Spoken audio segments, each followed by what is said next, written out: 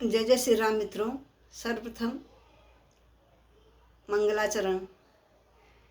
तुम्ही हो माता पिता, तुम्ही हो बंधु सखा, तुम्ही हो माता पिता, तुम्ही हो बंधु सखा, तुम्ही हो।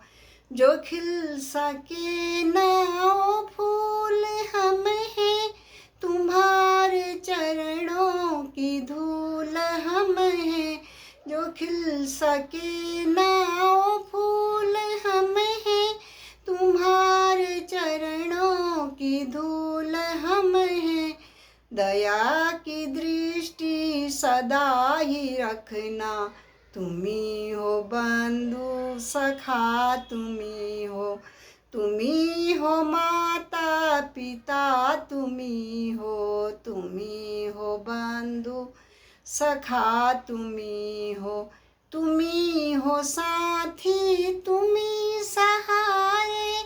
कोई न अपना सिवा तुम्हारे, तुम्ही हो साथी, तुम्ही सहारे। कोई न अपना सिवा तुम्हारे। दया की दृष्टि सदा ही रखना, तुम्ही हो बंधु सखा, तुम्ही हो माता पिता, तुम्ही हो बंधु सखा, तुम्ही हो। जय जय श्री राम मेरे भारतवासियों। जैसा कि पिछले प्रसंग में आपने परशुराम और राम का संवाद सुना,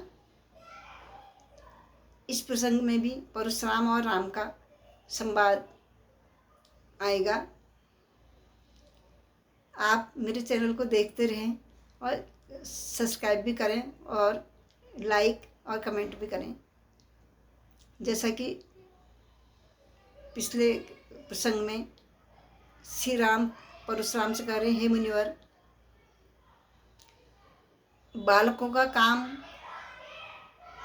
उधम करना ही होता है, बालकों का काम शैतानी करना होता है। बड़े लोग उसको ज़्यादा ध्यान नहीं देते हैं।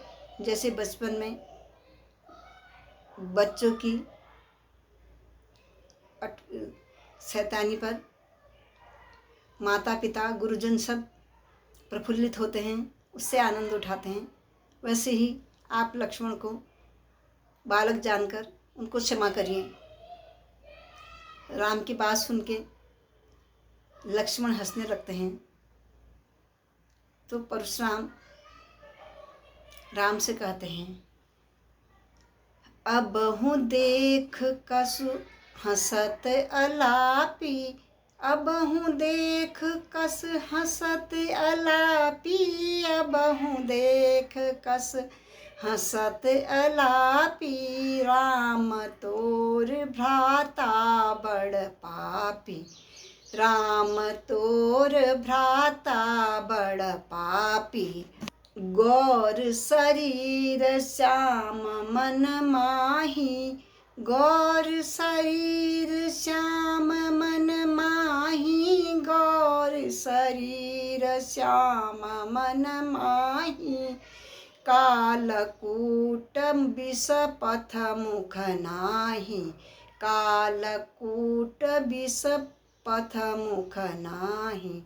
लक्ष्मण परशुराम जी से कहते हैं कि मुझे अपना अनुचर समझ के मुझ पर दया करो, मुझे क्षमा करो। वो कह, तुम्हारे अनुचर मुनि राया, मैं तुम्हारे अनुचर मुनि राया, मैं तुम्हारे अनुचर मुनि राया। परिहर क्रोध करो तुम दाया, परिहर क्रोध करो तुम दाया।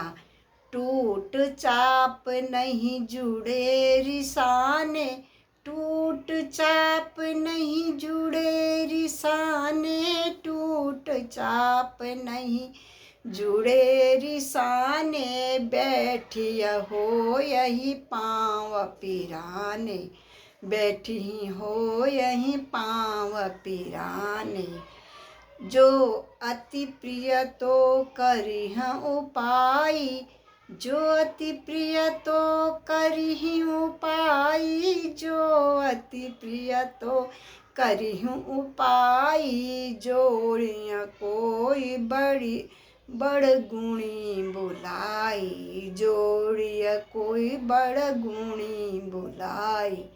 वो कहते हैं कि यदि आपको अत्यंत प्रिय है वह धनुष तो किसी जानकार को बुला के उसको जोड़ने की कोशिश करते हैं। आप नाराज़ नहीं होइए, जिस पर परशुराम को फिर अत्यंत क्रोध आ जाता है। शेष अगले प्रसंग में और सुनते रहिए मेरी रामलीला का पाठ।